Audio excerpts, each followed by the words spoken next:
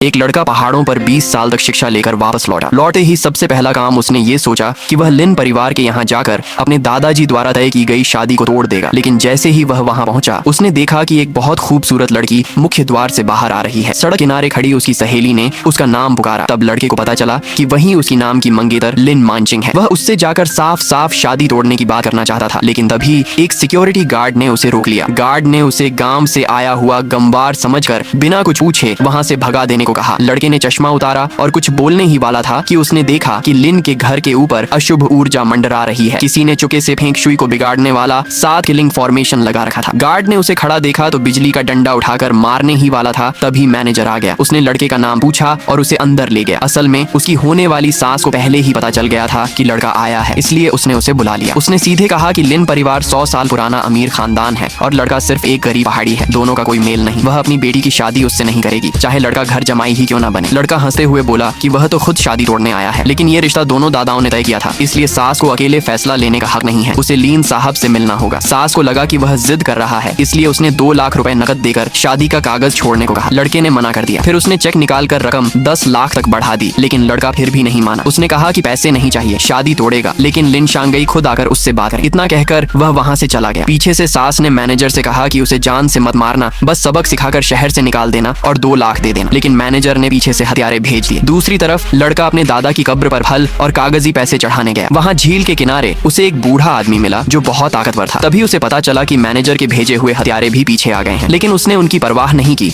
और पहले अपने दादा की कब्र पर श्रद्धांजलि दी। उसने वादा किया कि शादी टूटने के बाद भी वह लिन परिवार की रक्षा करेगा। जैसे ही उसने सिर झुकाकर प्रणाम किया, हथियारे सामने आ गए और उस पर हमला कर दिया। तभी झील किनारे बैठे बूढ़े ने अचानक हमला किया। उसने अपनी फिशिंग रॉड घुमाई और उसकी डोरी 4 हिस्सों में बंट गई। फिर खींचते ही 2 हथियारे पेड़ से जा टकराए और बाकी 2 झील में जा गिरे। लड़का आराम से खड़ा हो गया। हथियारों का सरदार घुटनों के बल गिरकर बोला कि उन्हें लिन परिवार ने भेजा है। लड़के ने हाथ हिलाकर उन्हें जाने दिया। उसने बूढ़े को धन्यवाद कहा, लेकिन बूढ़े ने कहा, ये तो छोटी सी मदद थी।